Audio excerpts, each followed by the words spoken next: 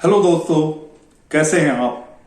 मैं हूं आपका होस्ट और दोस्त डॉक्टर LMS नेगी और आप देख रहे हैं चैनल ओल्ड फौजी ऑन मूव।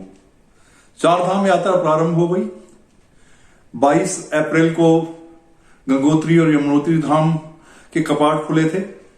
25 को केदारनाथ और 27 यानी कल, आज 28 तारीख है, 28 अप्रैल 2023, तो कल खुले थे बद्रीनाथ के कपाट। तो चारों धामों के कपाट खुल चुके हैं।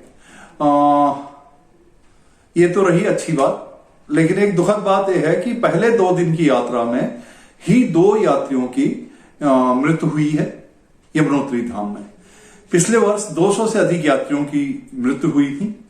तो मैं आज जो कुछ पिछले बार भी अगर आप देखें डिटेल में मैंने एक वीडियो बनाया था, 4 धाम यात्रा में स्वास्थ्य समस्याएं और उनके निदान बचाव के उपाय, तो मैं वही फिर रिपीट कर रहा हूं 2023 के लिए। उम्मीद हो कि लोग इसे देखेंगे और आप लोग अपने फ्रेंड्स को, जो लोग आ रहे हैं, उन्हें शेयर करिए। तो देखिए, यात्रा में जो परेशानी है हेल्थ को लेकर के या 4 धाम यात्रा से जुड़ी हुई स्वास्थ्य समस्याएं हैं, उसमें मुख्य रूप से एक तो ऊंचे पहाड़ों पर हाई एल्टीट्यूड जिसे हम कहते हैं होने वाली समस्याएं, जो मुख्य रूप से कम ऑक्सीजन और ह्यूमिडिटी कम होना, अल्ट्रावायलेट रेज और कोल्ड, ये 4 मुख्य कारण हैं। पर इससे भी ज्यादा सबसे ज्यादा जो मृत्यु पिछले बार हुई हैं वो हुई हैं रोड ट्रैफिक एक्सीडेंट में। तो 4 धाम यात्रा में सबसे पहले तो जब आप प्लेन से आ रहे हैं, और मुख्य रूप से इससे ध्यान रखें कि आप अपने पूरे ट्रैफिक को रजिस्ट्रेशन करा के आए। यात्रा से 4 से 6 महीने पहले स्पेशली जो सीनियर सिटीजन हैं या जो मिडिल एजेड भी हैं, वो ब्रिस्क वॉक करें, कुछ एक्सरसाइजेस करें, ताकि आपका शरीर थोड़ा सा अभ्यस्त हो स्ट्रेस के लिए, फिजिकल स्ट्रेस के लिए। तो सीधे बिना रजिस्ट्रेशन कराए लोग चले जा रहे हैं। आज मैं देख रहा था केदारनाथ के रूट पे यात्रियों की सड़क पे बहुत भीड़ है, लोगों को एकोमोडेशन नहीं मिल रही है। तो इस तरह से आने से आप हमेशा परेशानी में रहेंगे। हमेशा ये ध्यान रखें, केदारनाथ की ऊंचाई सबसे ज्यादा है और वहां पर तकलीफ होने की चांसेस भी बहुत ज्यादा हैं। और ये जो हाई एल्टीट्यूड से रिलेटेड तकलीफें हैं, ये यंग लोगों में भी हो सकती हैं और यंग लोगों में होने की संभावना ज्यादा है। आप डिटेल के लिए जो हेल्थ एडवाइजरी है उत्तराखंड गवर्नमेंट के डिपार्टमेंट ऑफ हेल्थ की, उसे देखें। उन्होंने एडवाइज किया है कि 55 साल से ऊपर के लोग प्रॉपर, जिनको कोविड हुआ है, वो यात्रा नहीं करें। जिनके साथ कोमॉर्बिडिटीज हैं, ओबेसिटी है, हाइपरटेंशन है, डायबिटीज है, हार्ट डिजीज है, रीनल डिजीज है, क्रोनिक लीवर डिजीज हैं, वो भी अवॉइड करें या अपना प्रॉपर चेकअप करा करके आए और उस हिसाब से यात्रा करें। साथ में आपको वो जगह पता होनी चाहिए, वो स्टेशंस पता होने चाहिए जहां पे हेल्थ केयर फैसिलिटीज हैं रूट 4 धाम यात्रा के रूट पे, जिससे मैं सबसे आखिर में कवर करूंगा। तो हम अगर एल्टीट्यूड के पहले हेल्थ पर इफेक्ट लें, तो सबसे पहले तो कोल्ड है। तो आप कोल्ड के लिए अधिक कपड़े ला सकते हैं। यात्रा में चलने के लिए बिल्कुल कंफर्टेबल जूते लाएं, जिनके तले ऐसे हों कि वो फिसले नहीं। और बरसात से बचने के लिए, चाहे किसी भी मौसम है, रेनकोट आपके पास होना चाहिए, टॉर्च आपके पास होनी चाहिए, पर्याप्त मात्रा में पानी आपके पास होना चाहिए और खाने के लिए सामान होना चाहिए आपके पास। तो ये सारी चीजें आप ध्यान दें। सबसे पहले अगर हम देखें कोल्ड में, तो कोल्ड में क्या होता है कि ठंड तो अधिक है ही, अधिक ठंड होने में हाइपोथर्मिया का मतलब यह है कि शरीर का तापमान जब 35 डिग्री सेल्सियस से भी कम होने लगता है, तो ये एक मृत्यु का कारण हो सकता है। नहीं तो कोल्ड में जो शुरू के लक्षण है, अत्यधिक कोल्ड के कारण जो है रेस्पिरेटरी या गले के, नाक के, सीने के इन्फेक्शन हो सकते हैं। और जो अन्य चीजें हैं उसमें है ठंड से एलर्जी, जिसको कि चिलब्लेन कहते हैं, जिसमें खुजली लगना शुरू होती है अंगूठों में, अंगुलियों में, टोज में, और वो रेड होने लगते हैं, बाद में स्वेलिंग आने लगती है और ब्लूइश से भी होने लगते हैं। तो चिलब्लेन है।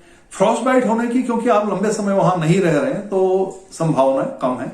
ट्रेंच फुट, फ्रॉस्ट बाइट, जो अन्य समस्याएं हैं, तो आप ये ध्यान रखें कि आप ठंड से बचाव का पूरा उपाय करें। और एंटी एलर्जी कुछ दवाइयां रखें जो कि चिलब्लेन में काम आ सकती हैं। कॉम्प्लामिना भी एक दवाई है जो इसमें यूज होती है। तो बिपेरिन क्रीम है जो आप लगा सकते हैं। पर ये सारी चीजें मेरी जो मैं बता रहा हूं इस तरह से ना करके आप अपने डॉक्टर साहब की राय लीजिए, उस हिसाब से आए। दूसरा है जो है वो ऑक्सीजन की कमी है। जो जो हम धरती से या समुद्र तल से माउंटेन्स में, पहाड़ों में ऊपर चढ़ते हैं, हवा का दबाव कम होने लगता है।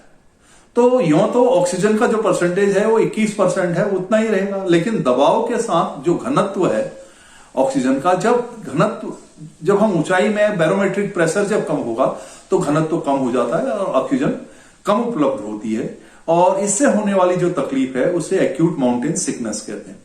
तो इसके शुरू के लक्षण ये हो सकते हैं कि आपकी सांस बहुत तेज चल रही हो, एडेप्टेशन है वो, सांस तेज चलने लगती है, दिल की धड़कनें लगातार तेज हो रही होती हैं एक सीमा तक, और आपका सैचुरेशन गिरने लगता है, ऑक्सीजन सैचुरेशन गिरने लगता है। तो आप एक काम करें, जब ये ऐसा महसूस होता है तो इसके लिए शुरू से ही आप अच्छी तरह से तैयार होकर के आए, फिजिकली फिट होकर के आए। और फिर यह हो सकता है कि आपको थकान ज्यादा लगे, नींद नहीं आ रही हो, सरदर्द हो, उल्टी होने की इच्छा हो या उल्टी होने लगे, और दवाई लेने के पश्चात भी ये लक्षण नहीं जा रहे हैं। तो ये एक्यूट माउंटेन सिकनेस के माइल्ड से मॉडरेट एक्यूट माउंटेन सिकनेस के लक्षण है। और ज्यादा होने पे फेफड़ों में पानी भर जाता है, तो जिसे कि हाई एल्टीट्यूड पल्मोनरी एडिमा कहा जाता है। और उससे भी ज्यादा जो अगली स्थिति है वो जो है मस्तिष्क में पानी भरने की हाई एल्टीट्यूड सेरिब्रल एडिमा है। पर ये केदारनाथ की हाइट पे इसकी, क्योंकि हम वहां ज्यादा रुकेंगे नहीं, तो कोशिश ये करें कि केदारनाथ दर्शन के बाद आप जितना कम समय रहें उस हाइट पे, कम समय रह के वापस निचली हाइट पर आ जाए। तो अब इसका बचाव क्या है? इसका बचाव यही है कि आप अपने को तैयार करें। होता क्या है, ऑक्सीजन की मात्रा कम उपलब्ध होती है, तो जो फेफड़ों की यूनिट है जहां गैस एक्सचेंज होता है, कार्बन डाइऑक्साइड और ऑक्सीजन एल्वियोलाई कहलाती हैं वो, तो उतना हमें उपलब्ध नहीं होती। और जब हम सांस तेज लेते हैं तो उससे रेस्पिरेटरी एल्कोलोसिस ऐसा कहा जाता है एक शब्द, उसकी वजह से पल्मोनरी आर्टरीज की जो वेसल्स हैं वो कंस्ट्रिक्ट हो जाती हैं और फिर ऑक्सीजन और कम हमारा गैस एक्सचेंज के लिए उपलब्ध हो पाता है ना। तो ये चीज आप ध्यान रखें, साइंस पर ना जाएं, सिर्फ ये ध्यान रखें कि आपको करना क्या है कि शरीर की आपको कोल्ड के लिए अडेप्टेबिलिटी बनाएं, हाई एल्टीट्यूड को धीरे धीरे चढ़ें, बहुत आराम से, जल्दी करने की जरूरत नहीं है। और एक मेडिसिन आती है डायमॉक्स एसिटाजोलामाइड 250 मिलीग्राम की, वो आधी टैबलेट सुबह शाम 48 घंटे पहले जब आप हाई एल्टीट्यूड में चल रहे हैं, जैसे माना आप ऋषिकेश में हैं, आप देहरादून में हैं या हरिद्वार में हैं और यात्रा कल सुबह से शुरू हो रही है, तो आप कल सुबह से यात्रा शुरू होने से आज शाम से ही उस दवाइयों को लेना शुरू कर दें। लेकिन ये भी आप पहले अपने डॉक्टर साहब से राय लीजिए। मैं आपको एक जनरल राय दे रहा हूं, जिन लोगों को, कुछ लोगों को इससे तकलीफ हो सकती है जो सल्फा एलर्जिक हैं, और तो आप ध्यान रखें, अगर आप सल्फा एलर्जिक हैं तो स्टेरॉइड्स लेने होते हैं, अपने डॉक्टर साहब से पूछें कौन सी दवाई लेनी है। और जब आप ये दवाई ले रहे हैं, हाथों में झंझनाहट होने लगे, कानों में झंझनाहट होने लगे और दिखाई देने में कोई तकलीफ होने लगे, तो ये स्थिति में आप दवाई बंद कर सकते हैं या बंद कर देनी चाहिए। हाई एल्टीट्यूड के लक्षण अगर ज्यादा हो रहे हैं तो उसका मुख्य रूप से ऑक्सीजन देने के अलावा एक इलाज यही है, ऑक्सीजन तो चाहिए जो कि अधिकांश जगह पर उपलब्ध होगी, कि आप अपनी हाइट को कम से कम 1000 फीट नीचे आ जाएं और एकदम से उससे लाभ होगा। दूसरी चीज अल्ट्रावायलेट रेज है, जिसकी वजह से खाल पे और स्किन पे और आंखों पे असर पड़ता है। तो आप अच्छे क्वालिटी के चश्मे, गॉगल्स जो हैं वो प्रयोग करें और जो सन स्क्रीन है 40 से प्लस, आइडियली 60 जो है स्किन प्रोटेक्शन फैक्टर जो होता है एसपीएफ 60, 40 टू 60 एसपीएफ वाले, इनको दिन में कई बार आपने लगाना है। सिर को कवर रखें, आंखों को कवर रखें, चेहरे का जितना बड़ा हिस्सा आप कवर कर सकते हैं शरीर का उतने को कवर करिए, ताकि आपका जो खराब किरणें हैं अल्ट्रावायलेट रेज उनसे आपको नुकसान नहीं हो। तो ये आप ध्यान रखें, बहुत बड़ी चीज नहीं है। हाई एल्टीट्यूड में हम जा रहे हैं। एक्यूट माउंटेन सिकनेस को एक बार आप नेट पे ढूंढिए, अच्छी तरह से पढ़िए उसके बारे में, और अपने डॉक्टर साहब से भी राय लीजिए। जिन लोगों को कोई बीमारी है वो आने से पहले, चाहे वो यंग है, बीमारी कोविड कह रहे हैं, अगर 2 साल पहले भी हुआ है तो भी यहां आकर के कार्डियक अरेस्ट या हार्ट के दिल के रुकने की संभावनाएं बहुत ज्यादा है। अधिकांश लोग पिछले बार जिनकी डेथ हुई थी वो सारे अधिकांश लोगों में उसमें ये पाया गया था कि उनको सीवियर कोविड हुआ था। तो ये आप देखें, इस चीज को ध्यान में रखें।